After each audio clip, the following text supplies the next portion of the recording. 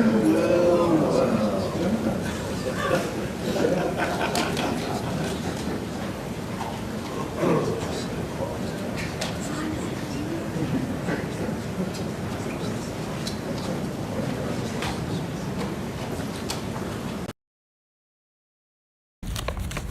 good afternoon, everyone.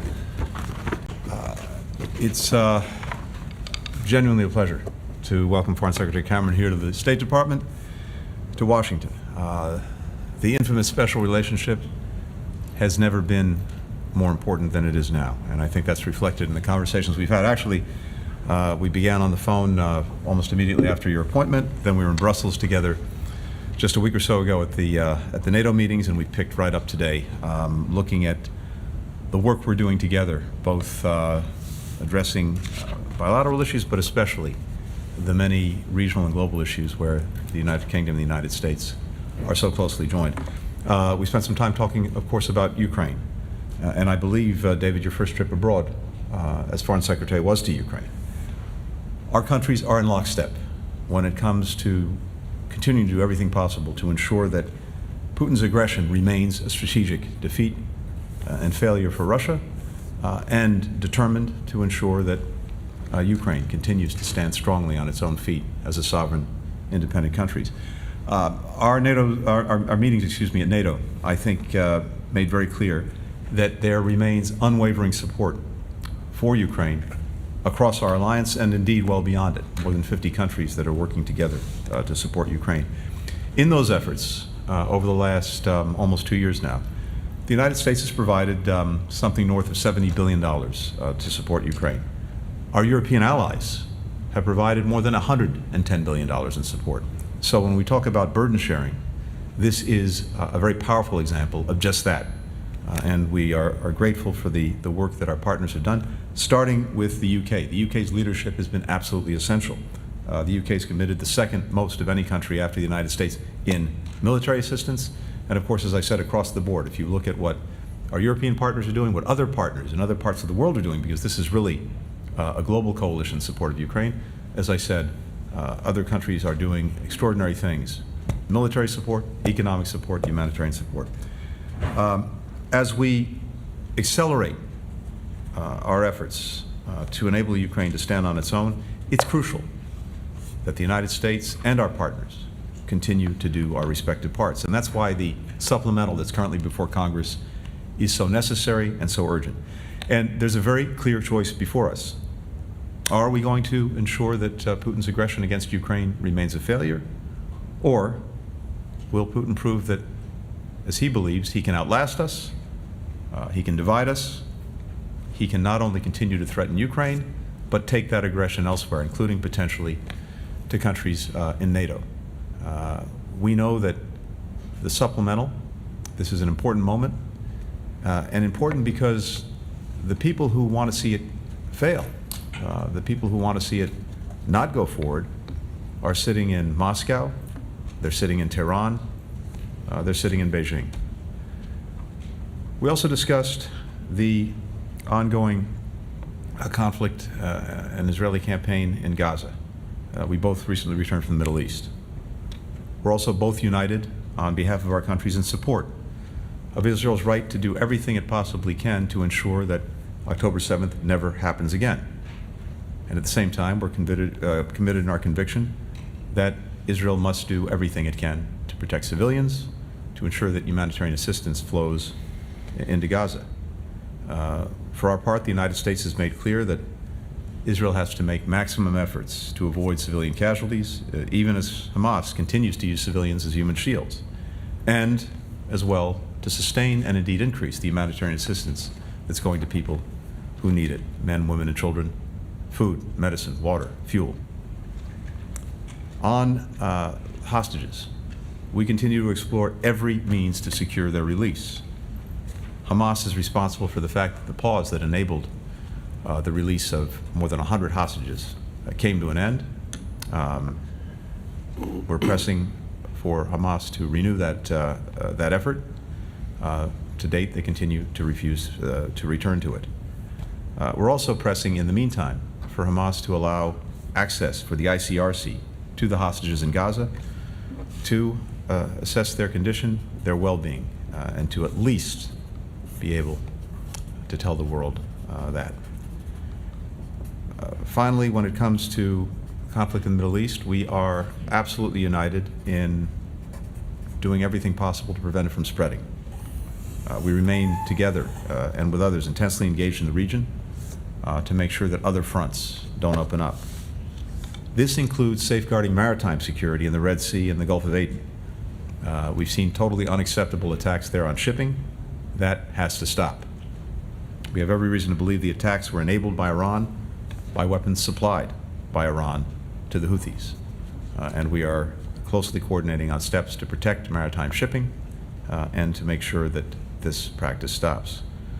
We're also focused on ensuring that anything that would add to instability in the West Bank does not continue. That includes making sure that extremist settler violence stops. We've, as you know, taken steps this week in the United States to impose visa restrictions on responsible individuals, and if necessary, we'll take further action. But we've seen some progress there, but more needs to be done to ensure that this extremist violence ends.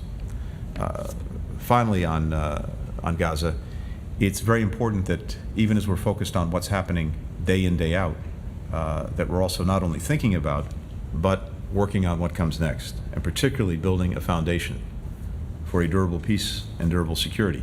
Tomorrow I'll have a chance to welcome colleagues from around the region here in Washington, from the Arab League, the Organization of Islamic Cooperation. I look forward to continuing those discussions with them. We had a chance as well to discuss our approach to the People's Republic of China. We're aligned on key challenges that we face in the Indo-Pacific. That includes ensuring peace and stability across the Taiwan Strait, as well as standing up to the PRC for its non-market practices. We're also engaging China where we can to try to see if we can find cooperation in solving some of the big challenges that we face, including, for example, risk and safety issues when it comes to artificial intelligence. The United States and the United Kingdom have been leading in the efforts to establish rules of the road. Prime Minister Sunak hosted the first ever global summit on AI safety, a very, very important step. And this is an area where the United States and the United Kingdom will continue to work together. Let me just say in closing that as we're looking at the challenges we face, I heard the Foreign Secretary note recently, and I quote if I can, David, "If we turn this moment of danger and insecurity into something that brings a new sense of unity between allies, there's no reason we cannot prevail." And that's exactly what we're doing, strengthening, reinforcing the unity that we already have. And as we do that, and as we do that with our other partners, we can, and indeed we will, prevail. David. Thank you very much, Secretary of State. Thank you, Tony. We had an excellent meeting. It was a detailed, substantial run-through of all the issues that you discussed, and it reminded me of when I was Prime Minister. There is no more important relationship for Britain than this partnership with the United States. And I'm glad to see that it's not only stronger than ever, the AUKUS agreement, the Atlantic Declaration, things that have been put in place since I left office, and I'm delighted that they're there and they make the relationship even stronger, and very glad to be Foreign Secretary and working on that. And also, this relationship has never been more important in the dangerous and insecure and unstable world in which we currently live. This is a partnership that really delivers for the United Kingdom, that delivers, I believe, for the United States, and it's great to be working in partnership with you to strengthen it in every way that we can. I won't repeat every area that you mentioned, but just let me make a few points. First of all, the situation with Ukraine. This was, apart from the meeting we were having today, this was the reason I wanted to be in Washington, D.C. this week, was to make the point about how important it is that we go on funding Ukraine and helping Ukraine in every way we can to resist Putin's illegal invasion. I see it as the challenge of our generation. Just as my grandfather's generation had to fight off Nazi aggression in Europe, we are fighting against Russian aggression in Europe. And the challenge, in a way, is a simple one. If you add up the economies of the allies of Ukraine, the United States, the United Kingdom, countries of the European Union, we outmatch Russia 30-1. What we have to do is to make that economic strength count in the economic support, diplomatic support, the moral support, but above all, the military support that we give to Ukraine. And one of the points I was making on Capitol Hills, this is not just an issue of European security, it's also an issue of United States security too. As you said, if we don't stop Putin in Ukraine, he will be back for more. We know that. And next time it could well be a NATO ally, in which case it wouldn't just be British and American funds and weapons, it would be British and American lives. I think there has been progress. I think sometimes it's important to stand back and look at what's really happened. The Ukrainians have taken back half the land seized by Putin. Recently, they've knocked the Russian Navy right back across the Black Sea, sinking a good portion of it in the process. We've opened up a shipping lane with British insurance made available so that over 200 ships have managed to export grain and other goods from Ukraine, and that's helped their economy to grow. And of course, they are knocking on the door of both NATO and the European Union. And so these are huge advances for this country in the struggle. And the other point I've been making while I'm here is it is value for money.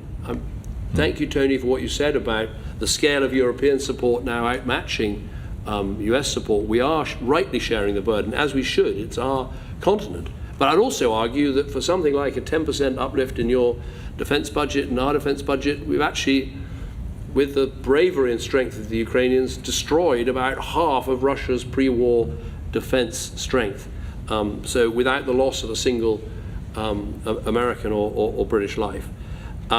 So I think the last 2 days have been very important in this regard, making those arguments. And while I've been here, we've also put sanctions on 46 different entities across 11 different countries for selling dual-use goods to Russia for the weapons program and their war machine. And we've also announced sanctions that we've taken very publicly in this case against 2 individuals linked to the FSB, the Russian intelligence service, who've been undermining democracy in Britain and using cyber attacks. And we've called that out in a, I think, quite right and public way to say that this is unacceptable and mustn't happen in future. Of course, we did discuss the Middle East in a lot of detail, as you said. We stand with you in supporting Israel and its right to defend itself and to make sure that they deal with the murderous terrorist sect that is Hamas, that did those appalling things on October the 7th, while at the same time stressing the importance of obeying international humanitarian law and trying to minimize civilian casualties. I very much agree with what you said about the hostage situation. There's no justification for taking and holding hostages in this way. They should all be released, and it's important that those hostages are given access to, or the ICRC is given access to them in the meantime. In terms of the future, we have to start not only providing the aid that is necessary for people in Gaza, possibly using maritime routes as well as land-based routes if that is necessary, but also thinking about the future after this military operation is over. And we discussed in our meeting how that's about how we build up and revitalize the Palestinian Authority. It's about how we stand up a plan for what happens after this operation is over and how we map out a future to a secure future for both Israel and for the Palestinian people. And we're committed to working together and with others to get that done. Finally, one issue also that we discussed in our meeting is the situation on the border between Venezuela and Guyana. These borders were settled in 1899. I see absolutely no case for unilateral action by Venezuela. It should cease. It is wrong. And I'm delighted by the announcements that have been made by the US today in that regard. And I hope to be having some telephone calls later on with the President of Guyana and others in the region to try and make sure that this very retrograde step that has been taken does not lead any further. But above all, we discussed China. I've been speaking about that a lot today. I think it's very important that we not only protect ourselves better against Chinese cyber attacks and other hostile acts, but I think it's also important that we align with our allies and friends so that we have a more joined up and combined position on all the issues with respect to China. And as Tony and I were saying, there is also the engage part of all of this, which is to make sure on issues of mutual benefit like climate change, where we won't solve it without Chinese action, we are discussing with them what needs to be done. It was a very good meeting. It's a pleasure to be working with you. We started about a few hours after I took on the job, and you telephoned me and we spoke, and we've met since then in Brussels at the NATO conference, in Skopje at the OSCE, and I'm sure there'll be plenty of other places as well as right here in Washington, D.C. we'll meet. But it's been a very good meeting. Thank you. The first question goes to Vivian Salama with the Wall Street Journal. Thanks, Matt. Mr. Secretary, thank you. If I may, I would like to quote you back to you, if that's okay. Following your meetings last week with Israeli officials, you said, quote, "I underscored the imperative to the United States that the massive loss of civilian life and displacement of this and the scale we saw in northern Gaza must not be repeated in the South. As I told the Prime Minister, intent matters, but so does the results." This week, officials with the World Health Organization told reporters via video link in Gaza that, quote, "the situation is getting worse by the hour. There's intensified bombings going on around us, including here in southern areas, in Khan Yunis and even in Rafah." Have the Israelis disregarded what you requested when you met them last week? And will there be any consequences, either with regard to U.S. military assistance or any other, if Israel continues down this path? And secondly, the Prime Minister Netanyahu also said this week that the IDF can be trusted is the only body that can be trusted with demilitarizing Gaza moving forward when the war ends. Is the U.S. concerned that this will end up in Israeli occupation, whether short and long term? And if not, is there a viable alternative? And Mr. Foreign Secretary, welcome back to D.C. The UK has committed £2.3 billion a year in military aid to Ukraine for 2022 and 2023. When will it agree or announce any commitment for 2024, and will it be the same? And if America does reduce its financing of Ukraine's military effort, should Europe step up to fill the shortfall? Do you think you will have agreement with other European countries to move forward on that? Thank you. I'm happy to start. Vivian, thank you for the questions. So, first, let me put this in context when it comes to what we've been looking for as Israel conducts this campaign against Hamas to try to ensure that what happened on October 7th never happens again, something that we fully support. But as I've said repeatedly, how Israel conducts the campaign matters, and matters a great deal, particularly when it comes to doing everything possible to minimize harm to civilians as well as to maximize the assistance that's getting into people who need it so desperately. I've been to the region, as you know, I think 3 times since October 7th, and actually 4 times to Israel during those trips. During the first trip, we made the case for the imperative of getting humanitarian assistance to move into Gaza. After we left, that assistance started to flow, with the trucks beginning to move into Gaza with the desperately needed assistance for Palestinian people. Second, next trip we took, we focused in on how humanitarian pauses could be beneficial in getting hostages out, getting more assistance in, and allowing people to move about in a way that got them out of harm's way. Well, shortly after we left, that's also what happened. And we saw Israel first establish these corridors in the north, as well as daily pauses to enable people to move from north to south, to do so safely, to get out of harm's way. And hundreds of thousands of people were able to do that and to get out of harm's way. At the same time, we got after negotiations with tremendous assistance from Qatar, from Egypt, we got the pause for hostages. More than 100 hostages were released, reunited with their families, and at the same time, we doubled the amount of humanitarian assistance during that period that was getting in. As well, we facilitated, as I said, the movement of people out of harm's way. Now, on this last trip, as Israel has moved the campaign against Hamas to the south, we have focused in, as you've said, on the imperative of maximizing efforts to protect civilians and get not only assistance in, but to sustain the higher level of assistance that was reached during the humanitarian pause and actually build on it. And what we've seen over the initial days is some important additional steps in the direction of doing just that. The Israelis have been evacuating neighborhoods instead of entire cities, so focusing in on a much more deliberate way on those who may be in harm's way as they conduct the campaign against Hamas, establishing some deconfliction areas, some safe areas that people can go to where they can be safe from being in the line of fire, and having a more narrowly focused area of where this military operation is actually being conducted.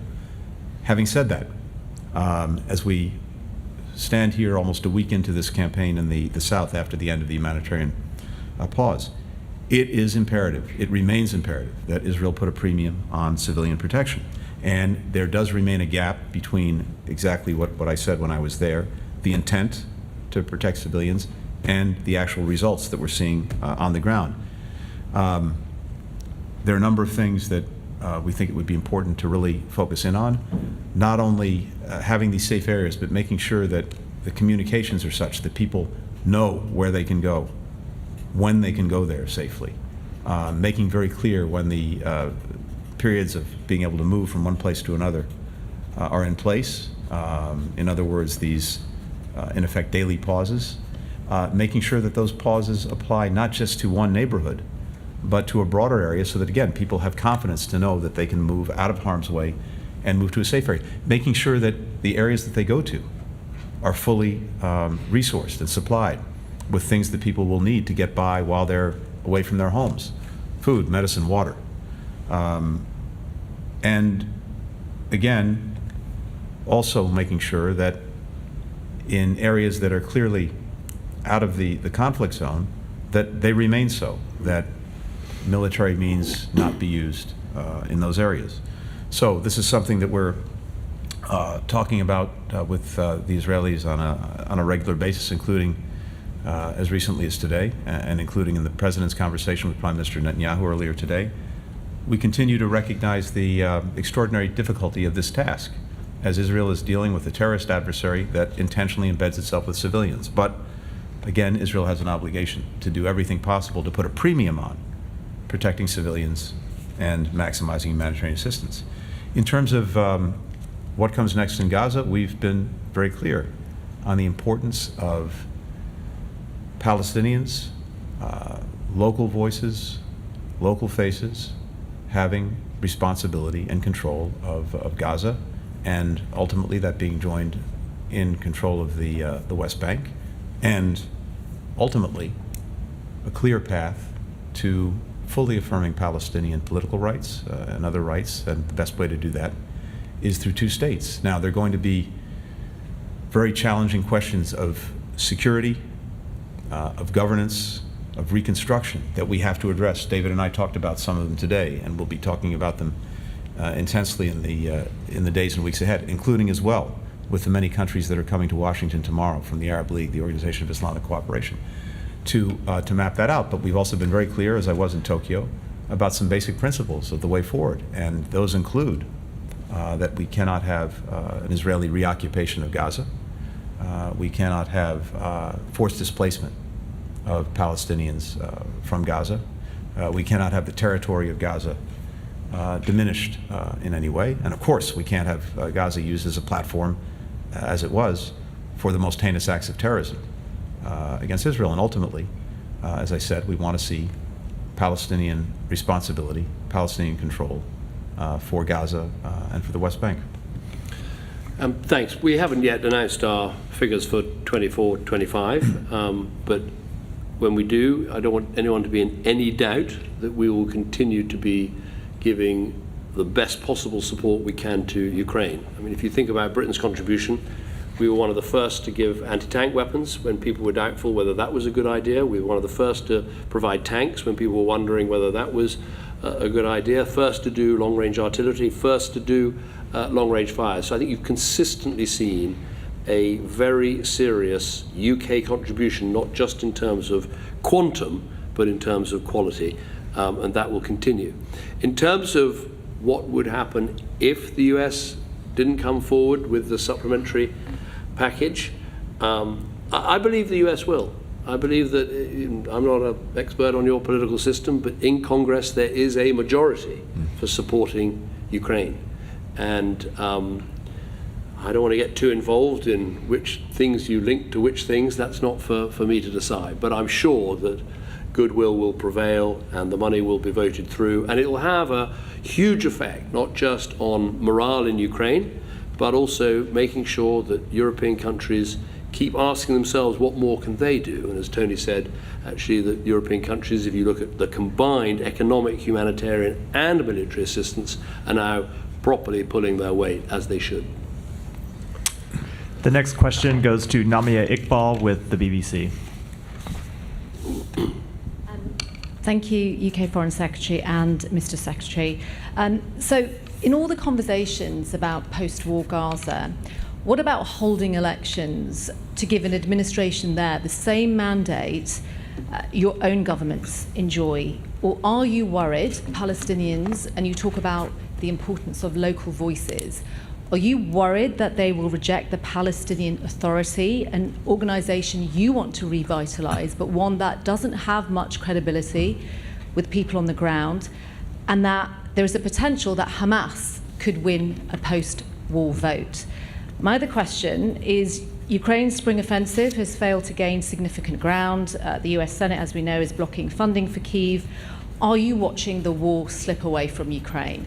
And specifically to the UK Foreign Secretary, Mr. Cameron, you say you're here for Ukraine.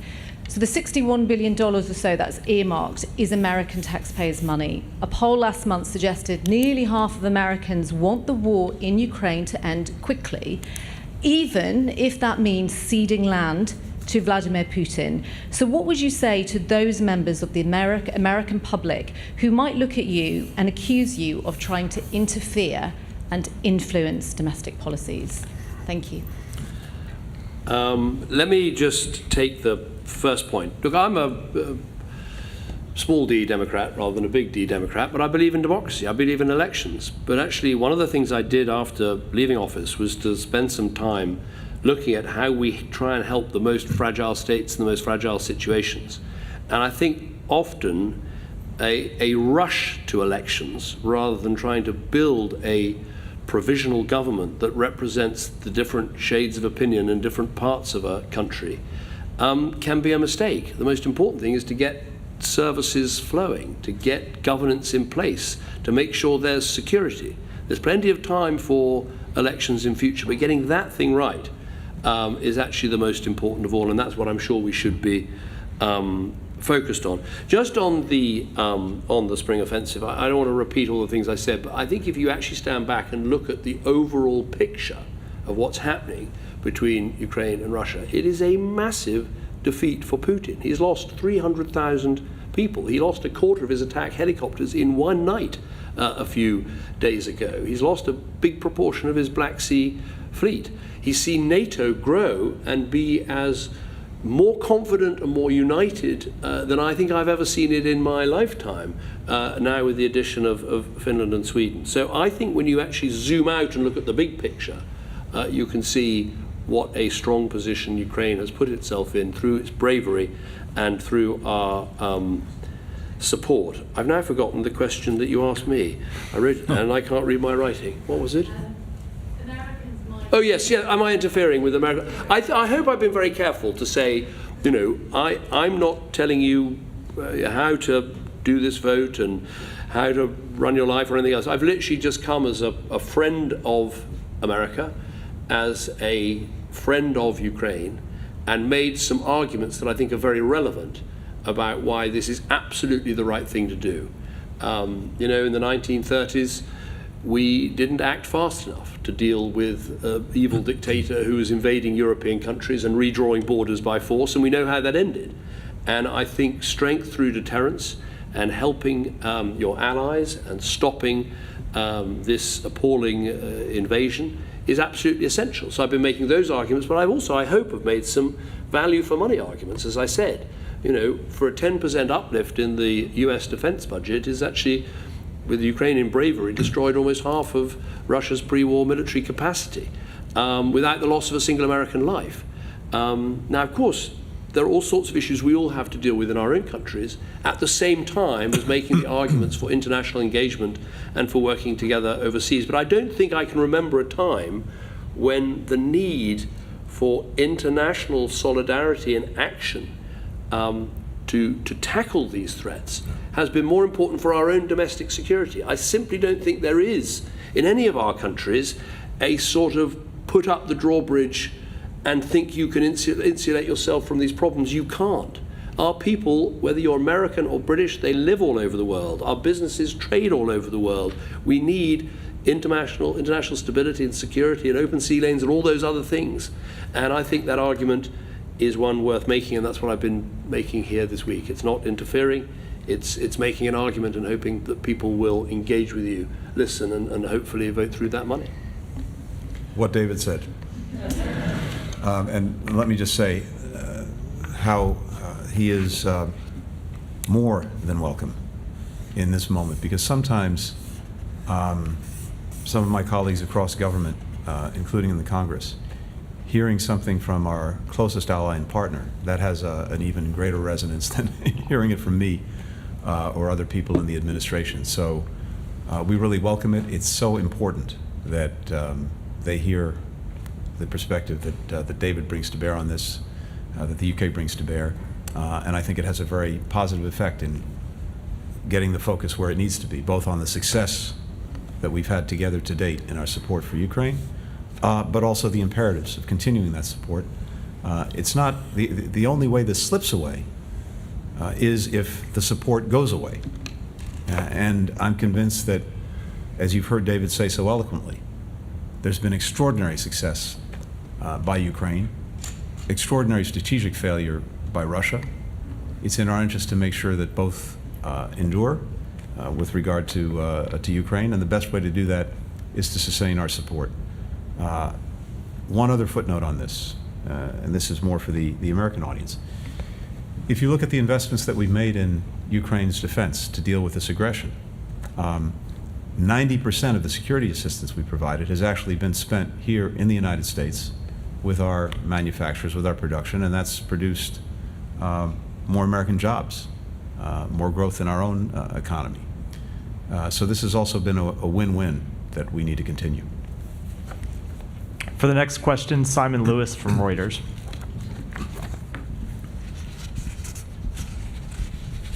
Thanks, Matt. Firstly, Foreign Secretary Cameron, you're here about 11 months before voters here in the US will go to the polls.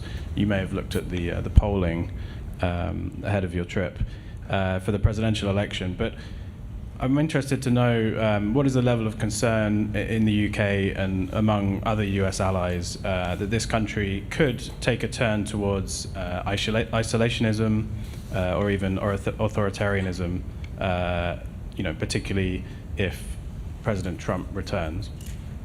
And additionally, the UK's Telegraph has reported this month that your Defence Minister, Grant Shapps, wants to drop plans to hand back the Chagos Islands to Mauritius. Is that something you guys have discussed today? And are there concerns for both of you that handing back the Chagos Islands at this time could create an opening for China and mean the loss of a strategic US base? So I'd be interested in both your responses on that one. And for Secretary Blinken, today Reuters and AFP, Agence France Presse, published detailed reports that make clear that our journalists were hit by Israeli tank fire with 2 strikes that killed my Reuters colleague Issam Abdullah and injured 6 other reporters, including an AFP photographer, Christina Assi, who was severely wounded on October 13th. These were journalists with clear press badges, markings, just doing their jobs, like more than 60 other journalists who've been killed in this conflict so far. After seeing that evidence, Secretary Blinken, do you believe Israel's assurances that it doesn't intentionally target journalists? Human Rights Watch and Amnesty International called today for investigations of these strikes as a war crime. Would you support those calls? Thank you. Should I do the... first of all, I'm not going to get involved in the US election. All I know about elections is the opinion polls. They told me I was going to win outright in 2010, and I didn't. They told me I wouldn't win in 2015, and I did. And so I always... And polls are a bit like if you're a farmer with weather forecasts. They're all you've got, but they don't necessarily turn out to be right. But I'm not going to get involved in any way. On the issue of the vital US airbase at Diego Garcia, when foreign secretaries and secretaries of states get together, they often discussed the importance of the assets that we share and use around the world, and that is an important one, and we touched on that this afternoon. I'll let Tony ask the rest of the questions, but can I just give my sympathies and condolences to the loss of your colleague. You know, what journalists do in war zones, and I've seen it with the BBC and the reporting that they've done, and ITV and other British journalists, it's absolutely essential that you have independent, impartial, professional journalists covering these conflicts, and it's an incredibly difficult job, incredibly brave job, and the condolences from me and from everyone in the UK for that loss of life. And Simon, I can only start with the same thing, which is expressing my own deep felt condolences for their loss and for your loss. And like David, I have extraordinary admiration for the men and women in your profession who every day around the world, in the most dangerous places in the world, are trying to bring the facts, the stories to other people. And that too is more important than ever. As someone who actually started his career as a journalist, this is something that's near and dear to my heart. And my respect and my admiration for everyone in the profession, but especially those who put their lives on the line to bring stories to the rest of the world, that really knows no bounds. So I'm deeply sorry for this loss. And it is important and appropriate that it be fully and thoroughly investigated. My understanding is that Israel has initiated such an investigation, and it will be important to see that investigation come to a conclusion and to see the results of the investigation. On Diego Garcia, I can just say, as David said, look, this is a joint US-UK military facility that plays a vital role in the Indo-Pacific region. For us, it plays a vital role in global security. It enables our own support for regional stability, gives us an ability to respond rapidly to crises, and also to counter some of the most challenging threats that we face. We, as you know, recognize UK sovereignty over British Indian Ocean territory, but this is a bilateral matter for the UK and Mauritius to work out, and we support their engagement to resolve the differences. And the final question goes to Dan Rivers with ITV.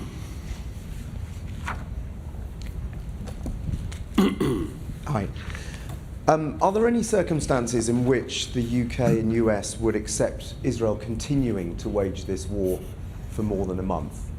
To both of you, and specifically to the Foreign Secretary. Those on the right of the Conservative Party feel that the Prime Minister's Rwanda legislation and his decision to sack Suella Braverman and appoint you are part of a deliberate shift to the middle ground. Do you think those moves have deeply divided your party now? First of all, in terms of my appointment, I was asked to be Foreign Secretary at a time of great international difficulty to try and help deal with some of the issues we've been talking about today, whether that is the Ukraine conflict, whether it's the situation in the Middle East. And I took the job because, first of all, I admire Rishi Sunak as Prime Minister. I think he's doing a very good job at a difficult time. I think he's a man of great integrity, depth and talent, and it's a pleasure to work with him. And I did it because I served an apprenticeship as Prime Minister for 6 years to become a Foreign Secretary, and I hope that I can bring some of the relationships and contacts and knowledge and things that I learned from 6 years as Prime Minister, 11 years as a party leader to doing this job. That's why I took the job. It had nothing to do with anything else. But let me be clear, I support what the government is doing to deal with illegal migration. You know, there is nothing more destructive to a country's reputation for a fair migration system than wide-scale, very public, very visible illegal migration. And the action that has been taken so far has reduced the small boat crossings by about 1/3 this year compared to last. But the next steps are vital, because ultimately what we've got to do is break the model of the people smuggling gangs that are responsible for this. And therefore you have to break the link between getting in a boat, arriving in Britain, and being able to stay in Britain. And remember, all these people that are coming from a safe country. They're coming from France, or they're coming from Belgium. They are safe countries in which they could claim asylum and stay. Instead, they're choosing to come to Britain, and we need to break that people smuggling model, break that link, and that is what the Rwanda policy is all about. And I support what is being done, and I think the Prime Minister has done a good job at coming up with the right package, a treaty with Rwanda that only a couple of weeks ago everyone said would be impossible, it wouldn't happen. It has happened, and it's a very good treaty. A bill has been published and will be introduced to the House of Commons, and a pack of evidence about the true nature of what happens in Rwanda is being put together. And I've seen that myself, and I think it's very convincing, will overcome the arguments put in the Supreme Court. So that's the position. Every country has to deal with this. One of the things I've noticed since coming back into office is how much the conversation has changed around Europe. Country after country is recognizing the difficulties and dangers of wide-scale illegal immigration and having to find new ways to try and deal with it. Now, of course, there are many things that you can do as Foreign Secretary, Development Secretary to help with this, which is to make sure that there is growth and development in African countries and in fragile states and in conflict-affected states from which many people come. And all those things are important. And I believe in doing all those things. I've always argued for that. But ultimately, you do have to have an immigration system that is firm but fair and puts an end to wide-scale, illegal, visible migration, which undermines the system, the point I made to start with. And on back on Israel and Gaza, in response to your question. First and again, we strongly support Israel's efforts to ensure that it can effectively defend itself, and as I've said repeatedly, do its best to ensure that October 7th never happens again. In our conversations with Israel, we talk about how long this campaign will take and also how it is being prosecuted. But these are decisions for Israel to make. Thank you. Thank you very much. Thank you.